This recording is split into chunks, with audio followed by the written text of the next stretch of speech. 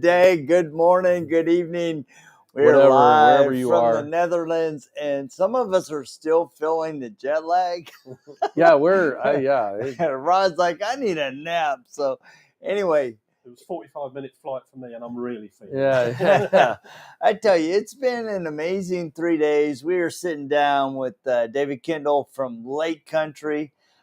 Just another fantastic day, day 3. Yeah, and absolutely. you and Jay, by the way, did a phenomenal job of breaking down the Lake Country products. Yeah. And I mean, you guys are a legend in the market anyway for your pads, but we're lucky to have that reputation, and it always humbles me when I go and meet customers and distributors, and they go, "I love your products. Yeah, they're the best products," and it's we can't emphasize that enough. But until people try it, that's why we give samples so that people actually go away, try it from themselves, and they go, "This is amazing. This product is great."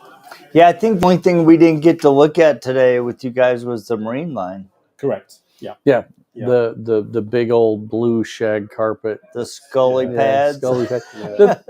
Sully, not Sully Scully. Pads. So the thing about Lake Country is that you guys haven't tried to go into compounds and polishes and microfiber towels and all that stuff. You guys have kind of stayed in your lane. I mean, the newest product is the Udo's machine, but really it pairs well with the pads that you guys do and the pad washer. So it's all in the same family of products, and that's, I think, what's really great about it. And you guys have, the only decisions that you guys have made that have even been questionable at all is maybe some of your reps that are younger.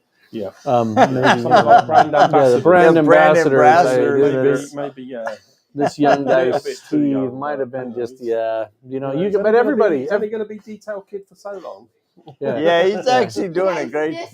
Yeah, I mean, you can't always make the right decision. Well, he actually does a great job. So you're based over here in Europe. So's Jay. We've met all of the U.S. ambassadors, the U.S. distributors, the U.S. everything. You've got the famous Bob Eichelberg. Yeah. So, I mean, what else can you do? You guys are that, like you say, it's being good at what you do.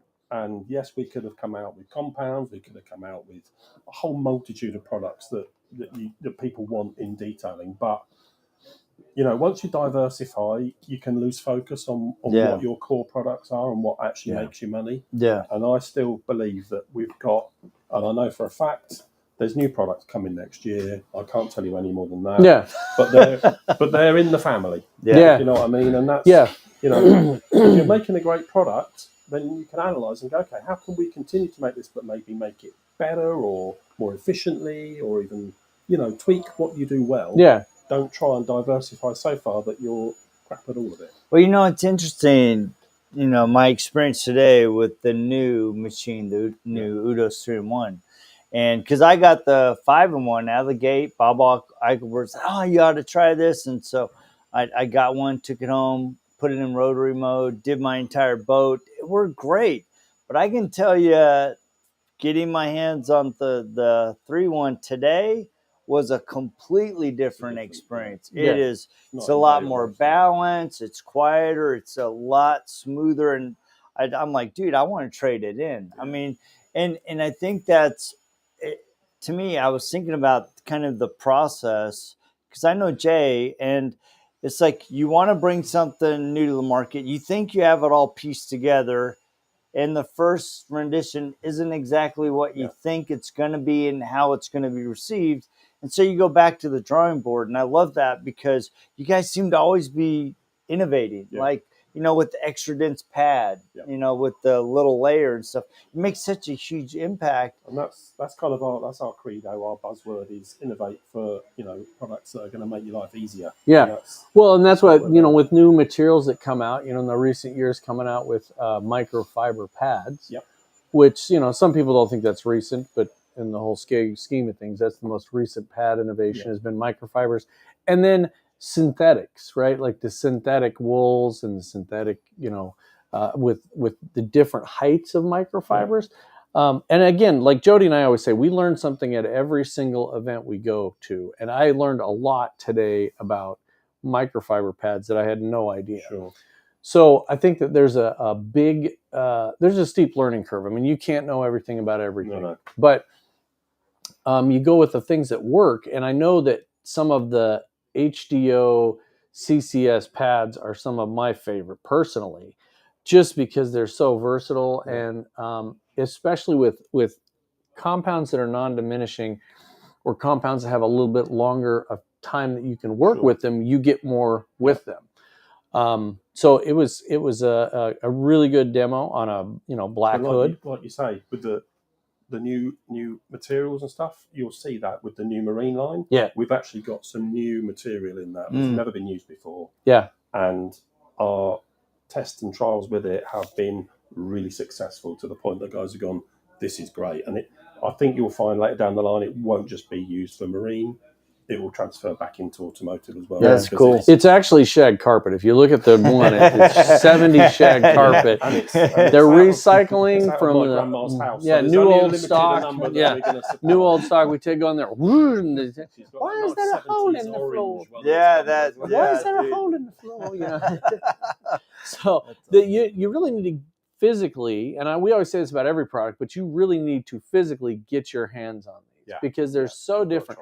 Just the different heights of some of the microfiber pads and the wool pads, they're amazing. And there's certain nuances, like you've seen with the black microfiber. Yeah, Not a lot of black. people know about that, but for the high gloss plastic trims and stuff, one pass done. Yeah, and it's a little game changer for some. You're not going to use it all the time, but when you need it in your tool bag so you can bring it out.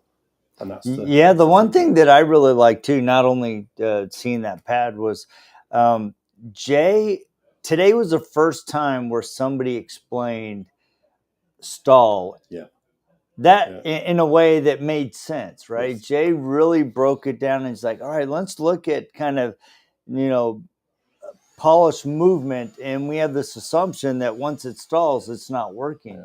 And he really did a phenomenal job of showing how it's still working. We at Lake Country are really trying to do, and my job for the international market is to not just bring product to the market and set good distribution, but bring the education and back it up by physically being in the market and explaining to people, look, there's more to life than just a rotary with a wool pad on.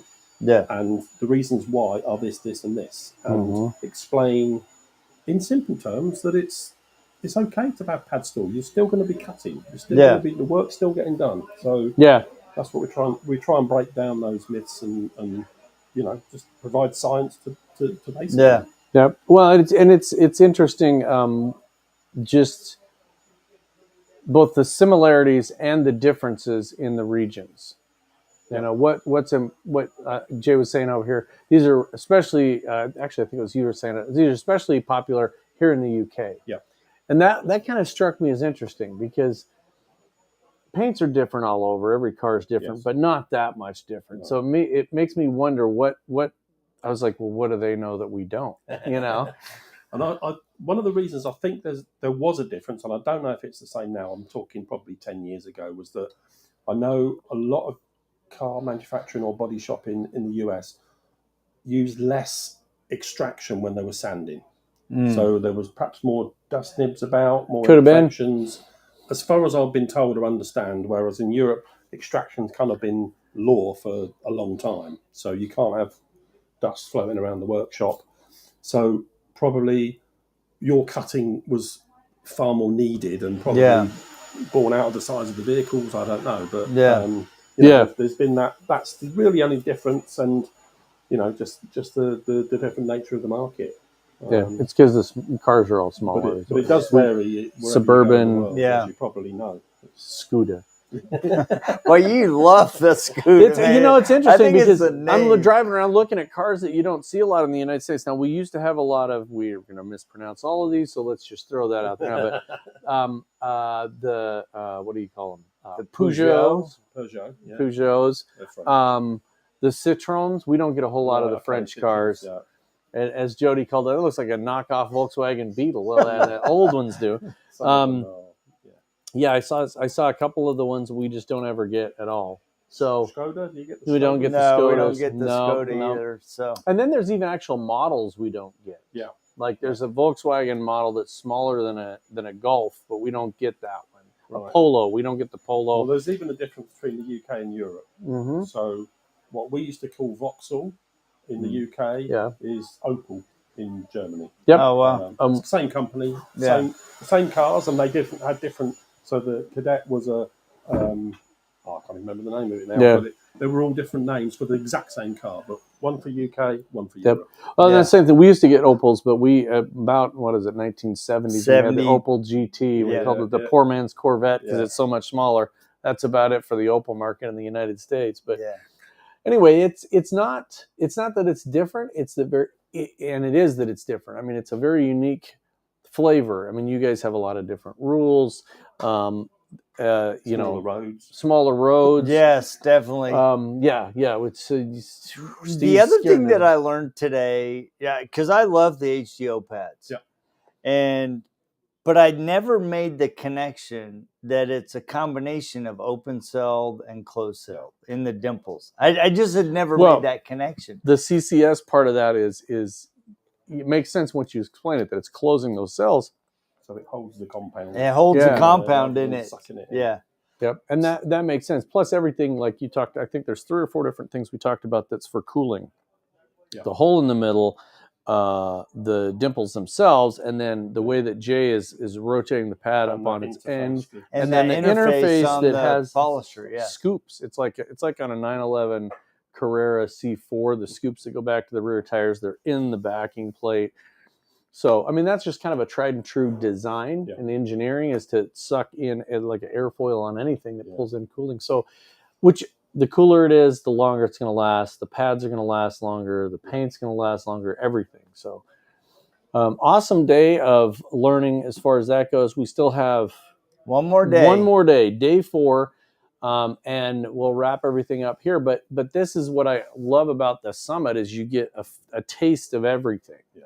You know, we get all kinds of stuff we're looking at. So, well, and I like that each brand had enough time to go deep enough to allow the attendees to soak in enough information to come home and be effective in using your products, but also kind of ignite the fire to go, you know what, maybe I need to dig deeper into these brands to see how they fit. I wasn't joking when I said that presentation was 100 slides. It's 97 slides, but there's a lot of product in there. And, you don't want to go through every single product. We'd still be talking now. So based on the fact that in the U.S. it's morning, we do have some comments. We do? Well, good morning. Let's see who we got. So it's just Bob Myers. And he's saying afternoon, mates. Well, it is hello, afternoon. Bob Myers. Hey, Bob. So shout out to him, man. So it's been an amazing 3 days. Thank you so much for allowing us. And you're heading home tonight then? First thing in the morning. First thing in the morning? So all right.